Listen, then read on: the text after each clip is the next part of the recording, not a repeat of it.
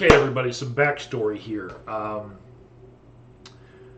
responding to a puppet today, and the name of the puppet is Pissed Off Political Puppet. Now, years and years ago, there was a YouTuber by the name of Drinking with Bob, right? And his shtick was to get all worked up about political issues in a very short form video.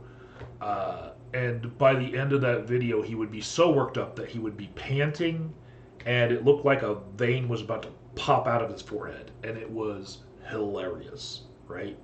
Even if you didn't agree with his political views, just the way that he got worked up in every video, it was his shtick, and he was known for it, right? He was a comedian on YouTube, but also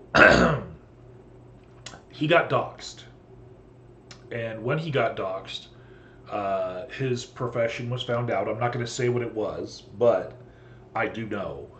And he had to go away for a while in order to protect his day job, right? So then he returns to YouTube, as one does, right?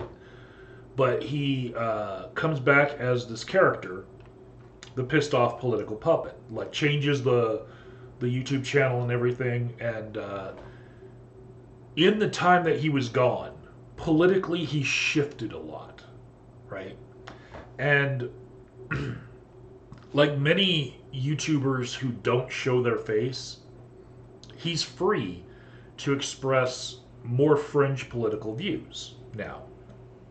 So his puppet tries to maintain the same shtick with the panting and breathing at the end, the labor breathing. Are you freaking kidding me? What's next? What's next? What's next?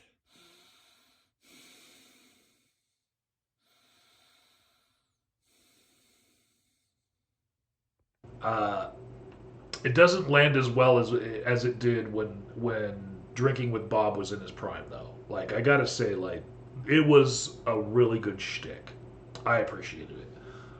But the video that I'm responding to has him asking, why don't senators and congressmen have body cams? Why aren't politicians wearing body cameras? The police wear body cameras to protect the police and the community. Why can't politicians wear body cameras? Right? And he quickly does identify that we would make an exception for top secret things, right? State secrets, right? So he only gives that lip service like for 2 seconds, and then says that it would cut down on the influence of lobbyists and backdoor meetings and whatnot, and make things more accessible to the layperson, that we would be able to see what was going on in Washington, D.C., right? And so, what I will counter with this is it would be a very fascistic move that would have the effect of bringing dissent to a very narrow window, right? Because all of our congressmen and senators that were wearing these body cams would then have to wonder about everything that they said, whether or not it would come back on them from either the opposition or even their own party. There would be a homogenization of political thought that would be a detriment to our country. Sometimes dissent is the greatest form of patriotism, right? And you want to have differing viewpoints to be able to come to the best solution for our country to go forward. You don't want to always be trapped in one sort of thought. And the way that it would give power to a centralized authority that would be policing every little bit of dissent would be a fascistic move that would be abused by both parties. And this is something that a lot of people have trouble realizing. But it's not just the other party that's fascist. Both Democrats and Republicans have fascistic tendencies, both of them. Anytime that you make a move to centralize power to just one authoritarian dictator who gets to, with his pen, make administrative decisions without the will of everybody else, it's quite the authoritarian move that lends towards fascism, right? Both parties can do this, but each party tends to only think that the other is going to do that. But they have their own flavors of fascism each.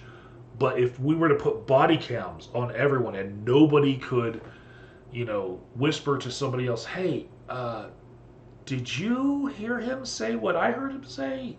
Do we even stand for that? That's a little bit off, don't you think? Like if we had body cams on, no one would feel comfortable with dissent to anything publicly anytime.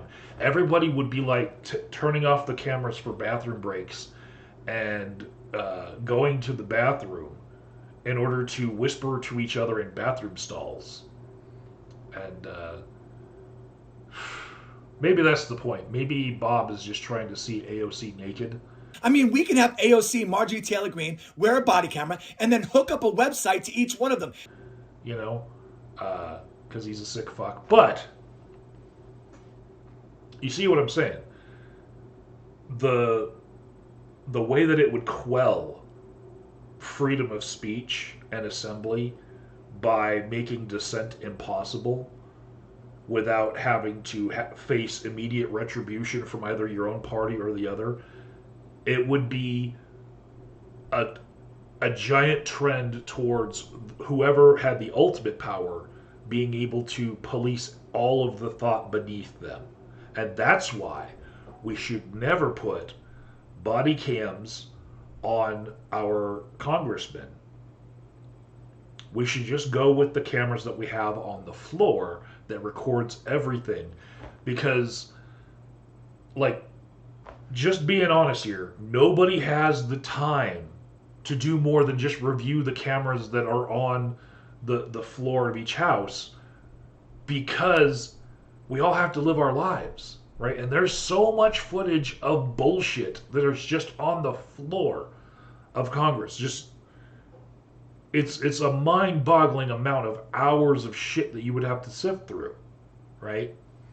So I like that at least in private people can express dissent to each other and come up with a plan for better solutions for our country to move forward.